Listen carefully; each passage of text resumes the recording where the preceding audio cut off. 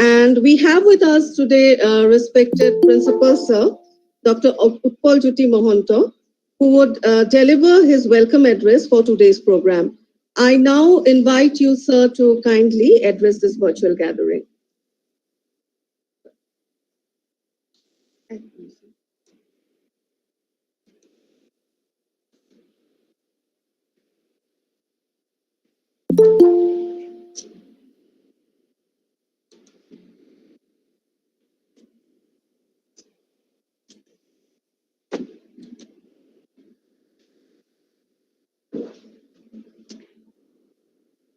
Thank you, Professor Ibrahim. A very pleasant good afternoon to all of you, all the participants, also all the organizers and to the resource scholars. Seminar series, third lecture of the seminar series on a broad sub-theme, as already mentioned, under a broad theme, under this broad theme, there is a sub-theme, feminism, eco-criticism, and environmental humanism. I welcome also Professor Dr. Hemojyoti Medi, Associate Professor, Department of English, Tezpur University. Beside his hectic schedule, she is now amid class. She will knock in your young minds in the new dimensions, which have a very global relevance in the present context. So, hope all the participants and young learners will be benefited, and for them it will be a fruitful day by the deliberation of Professor Medi.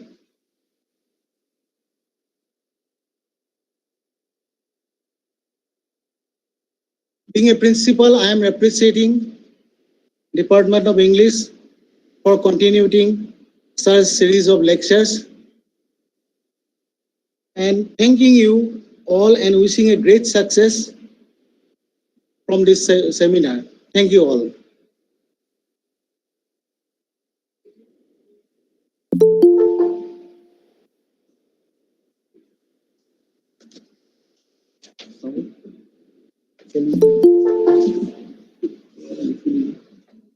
Thank you, sir.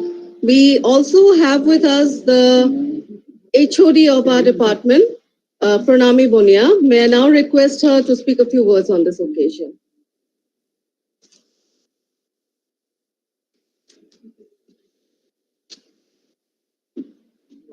Oh dear.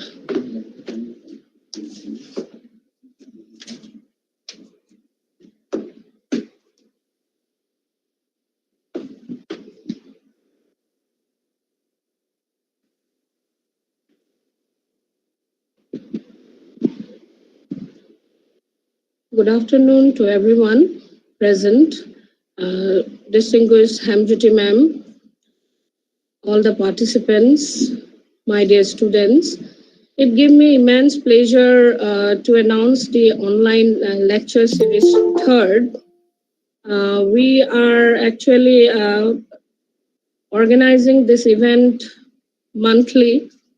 The first two series has been quite successful. This is the third. And the topic for today's presentation is feminism, eco-criticism, and environmental humanities. And we are all waiting to hear from Hemojyoti Medi, ma'am. As far as the department is concerned, the English department is one of the oldest departments of the college, established in 1930. This department has traveled a long journey with only 4 students. It has, at the present time, 60 students in the core course. We are also starting the PG from this semester.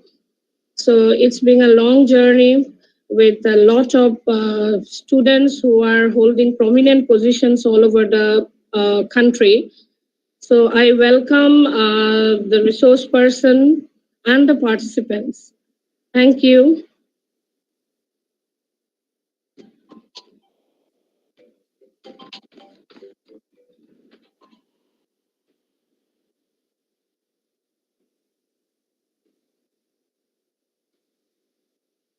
Thank you, Pranami Bonia.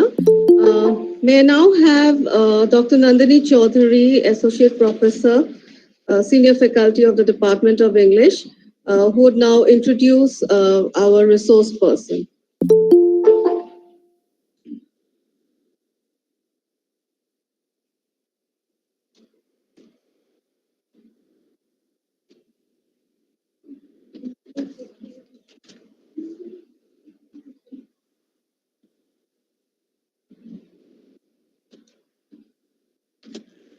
Good afternoon, and thank you, Mushrifa.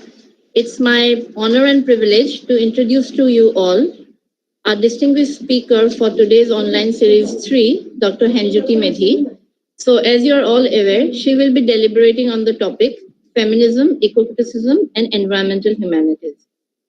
So, she is presently working as Associate Professor in the Department of English, Tejpur University.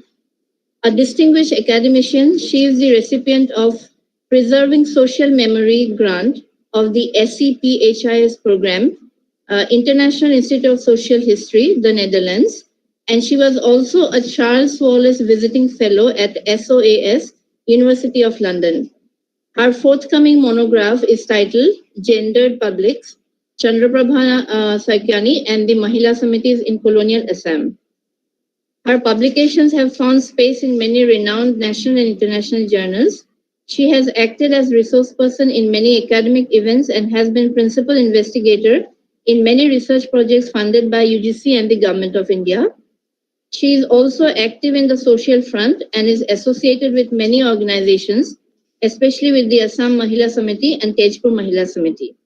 So that was a very brief introduction of our distinguished speaker, Dr. Henjuti Medhi.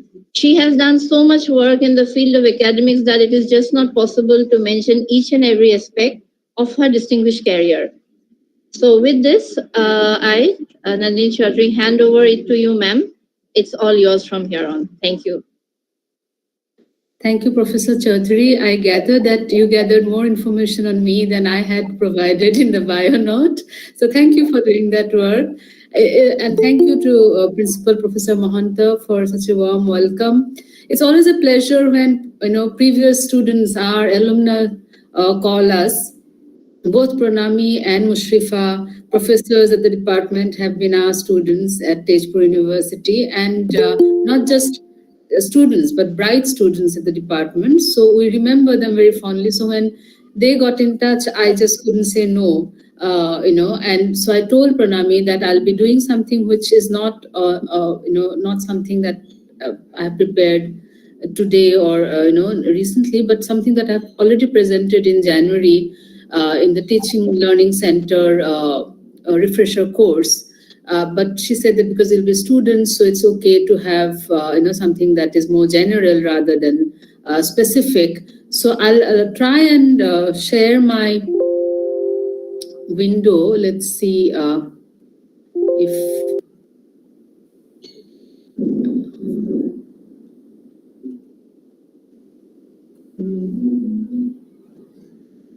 please do let me know if you can see the screen. Is the screen visible?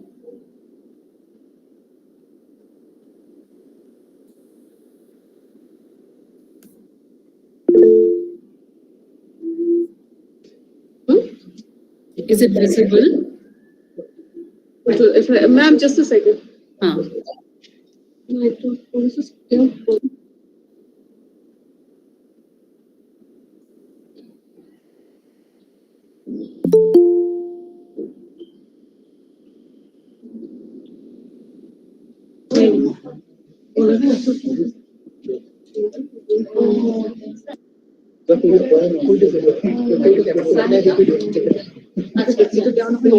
It's not visible.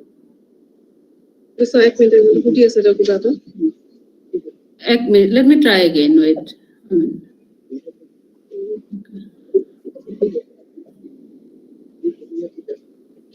Okay, ma'am, it's okay. Just a minute. Is it okay? Is it visible? Is it visible? No, ma'am, we can't see it. Just a minute. Let me just check again and then.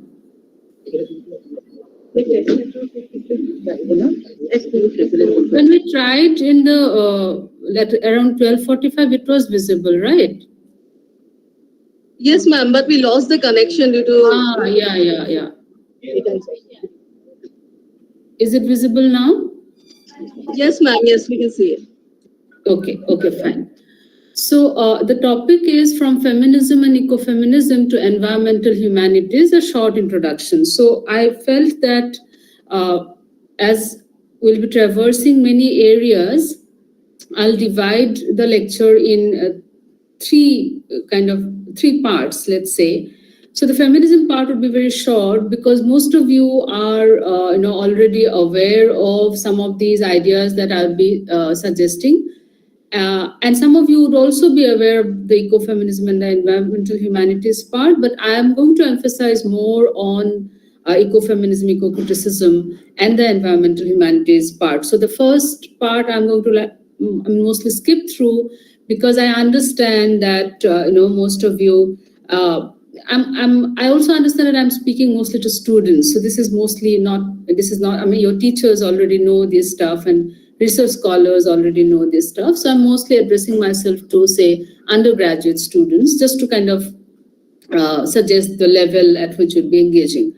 Okay, so the first slide that you may now see is called Feminism's Many Beginnings. So when we talk of feminism, we often think of the Western world as its,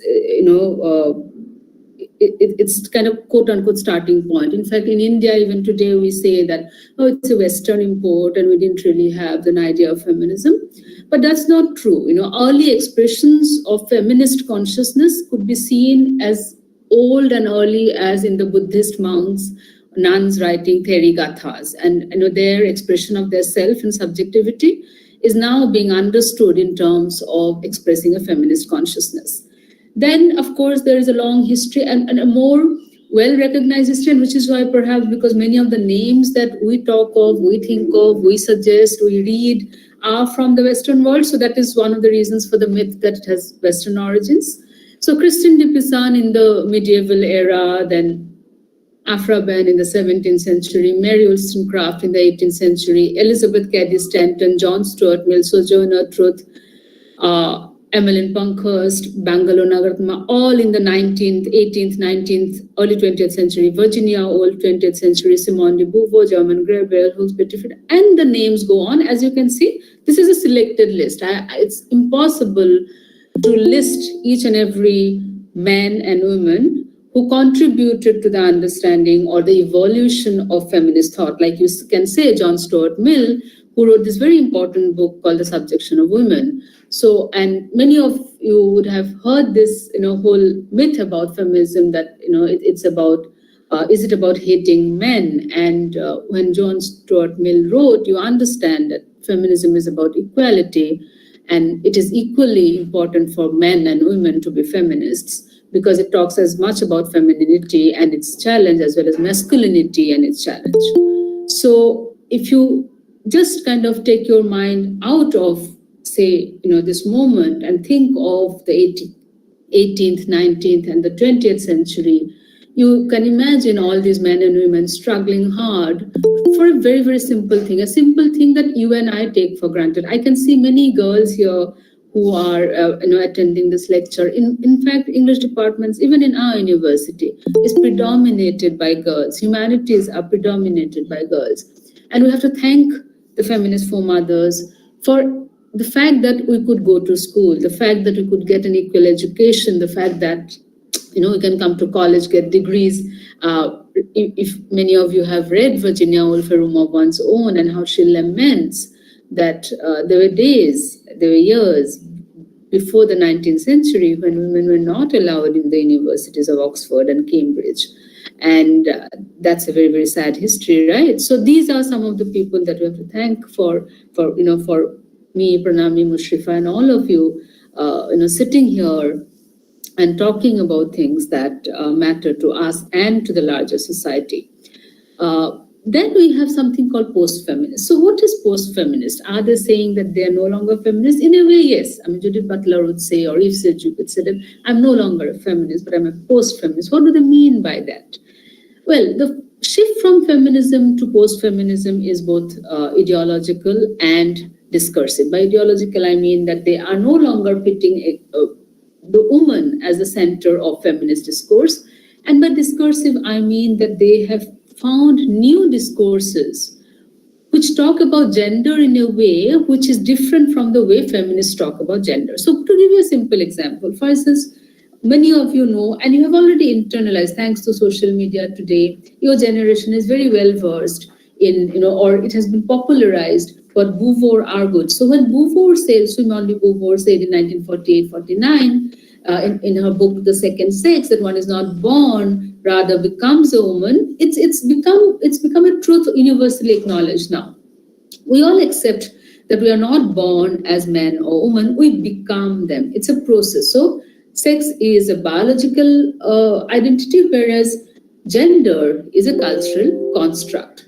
Now, Judith Butler or Eve Sedgwick would push that further. And Butler suggests that, how do we know that sex is already biological given? What is sex? What if sex is also discursively produced? So they started, I'll not go into this detail in discussion. If some of you are interested, you could read Butler and Sedgwick and you'll understand this shift from the emphasis on the category woman, the woman as a universal category, to the whole idea of fluidity of gender. And this led to major emphasis on studies of sexuality, of masculinities, and so on and so forth. And that's a whole new world that has opened up, LGBTQIA, queer studies, and so on and so forth. And it's an exciting world that is still unfolding, as some of you are aware. In Guwahati itself, we have had queer pride only very recently, last 5 or 6 years or so, right? So that is one thread that is kind of opening up towards gender and sexuality studies that's gone beyond just feminist studies, right? Now I want to come to ecofeminism. Now there's always this thing, there's this kind of I would say, conflict or a quarrel among the ecofeminists and eco-critics. Like, is it ecofeminism or is it eco-criticism? And there is a claim on the word by both the camps.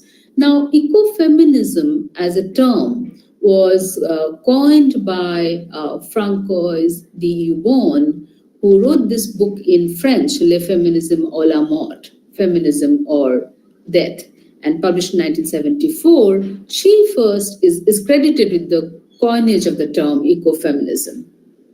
And she talked about how there's a parallel between patriarchal suppression of women, which feminists have always talked about, and that patriarchal suppression of women can be seen as parallel to the suppression or exploitation of nature, leading to environmental degradation / death. So Ubon proposed, or ecofeminists proposed, that there is a parallel between the oppression of women and the exploitation of nature, suppression of women and suppression of nature. And when we bring these two analytical framework together, we have an ecofeminist position, a position that understands what it means to engage with the exploitation of nature along with the exploitation of women. So we are no longer dissociating women from the natural world in which she inhabits, but rather we are connecting women to the natural world in which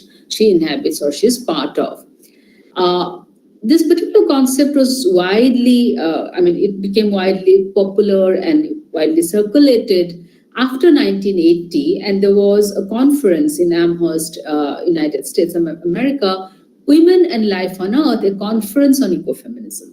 And after this conference, the term, the idea started gaining, popularity and recognition. And Ines Trucking, who wrote the abstract, the call for papers for this conference, students nowadays, you all know that whenever there's a conference, there's a CFP or a call for paper where they say what kind of conference papers they're looking for. And when you have King writing this, she said, she was looking for a connectedness and wholeness of theory and practice. Now, this is very, very important. Okay, and in fact, today my talk is gearing towards this understanding of a connectedness between theory and practice. So, throughout the slides, you will see that there's an emphasis. The subtext is that of the connectedness of theory and practice. And she also said that ecofeminism is a woman-identified movement against the threat of corporate warriors and nuclear annihilation. So, remember, she's writing it in 1980. And we have had the atomic bombing already, Second World War, and it has completely shaken the world and kind of made people conscious of the kind of threats that technology, enables. Even today, as we are talking, people are debating about what happens when Elon Musk actually takes over Twitter. Now that he's bought it with so much of money, is he going to monetize it? And he's already talking about it. So how are these technocrats going to shape the world as we know it, right? So ecofeminists started, talking about or against the threats of corporate warriors and of nuclear annihilation. So there were two main points that they were positing themselves against. This is in 1980. And I'm doing this chronologically so that you get a sense of the historical development of the ideas. So, which is why I'm beginning in the 18th, 19th, 20th century and now coming to the late 20th, right? Now, there is a seminal book which is often credited as actually finally having like an authoritative guide, a reader to ecofeminism. It was published in 1993 by two very famous people, Maria Mize and Vandana Shiva. Vandana Shiva is very much Indian, and many of you have heard her. There are YouTube lectures that she has. And they are, of course, writing this reader post the Bhopal gas tragedy or even Chernobyl. You have heard, I am taking for granted that all of you have heard of the Bhopal gas tragedy in 1984, where Union Carbide at the station in Bhopal, there was a leak and many people died, many more were maimed, and the impact was so severe that pregnant women who gave birth to children much later, 5 months, 6 months later, also gave birth to children with, being physically challenged and other kind of challenges. It was a tragedy. It was an industrial tragedy for which very little accountability is fixed. Very, very little, if at all anything. It's nothing but the kind of the way we understand industrial casualty and its fixing of accountability. Chernobyl, of course, thanks to the Netflix series and documentaries, all of us are familiar with it, and we understand that what it could mean when we're looking for energy sufficiency and all of that. It could also lead to disasters, which is life-threatening, not just for one generation, but several generations to come. So ecofeminists began as, or continue to be, strong critiques of bioengineering, genetic engineering, genetically modified crops, and they suggest that gender bias of science and technology or impact of technology on plant, animal, and the environment is actually detrimental to both women and to nature. So ecofeminists have offered us a significant understanding of the food chain and the question of sustainability. And they argue that liberation of women and liberation of women from oppression, from patriarchal suppression is connected to liberation and freedom and peaceful cohabitation with other species who are part of nature. We cannot, kind of disengage or dissociate women from her connection with nature.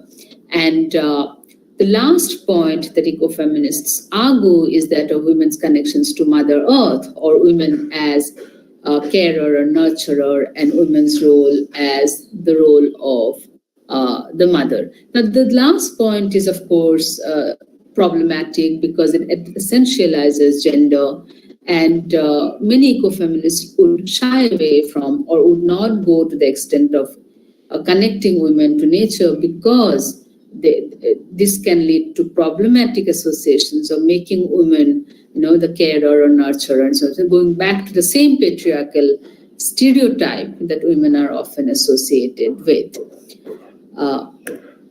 Okay, now from ecofeminism, we move to eco-criticism and environmental humanities. So in this section, so this is like my second and the third section, we are going to look at eco-criticism, but I'm also more interested in how it is gearing towards environmental humanities and a suggestion towards new humanities. Cheryl Glotfelty is often celebrated as one of the leading figures of the eco-criticism movement, and Glotfelty defines it as eco-criticism is a study of the relationship in literature and the physical environment.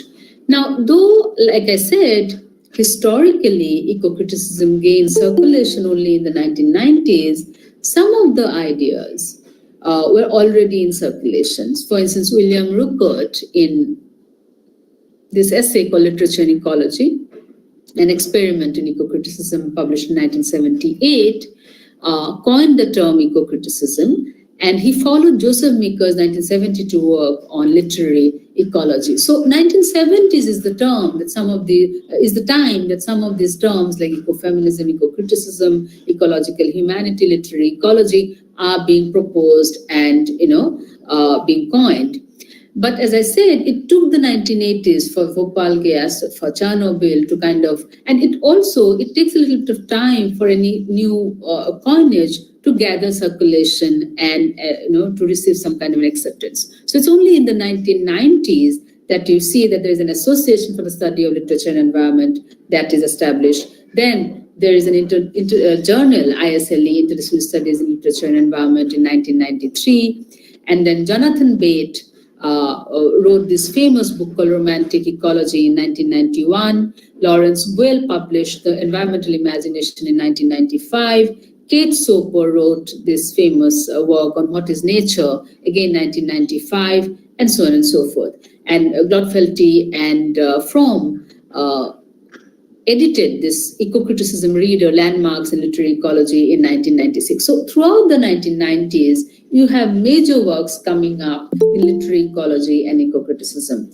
But the origins of some of these concerns, some of these ideas and anxieties of what eco-criticism is going to talk about can be traced back to early books. For instance, Henry Smith's Virgin Land, Leo Marx's The Machine in the Garden, Nash's Wilderness and the American Mind, Raymond Williams's Country and the City. I'm leaving out a very important book here because I'll come back to, it's a 1960s book. I'll come back to that book later. So as you can see, 50s and 60s set the tone for expressing concerns regarding the environment and how literature can engage with it, which came to fruition in a full-fledged theoretical articulation only in the 1990s.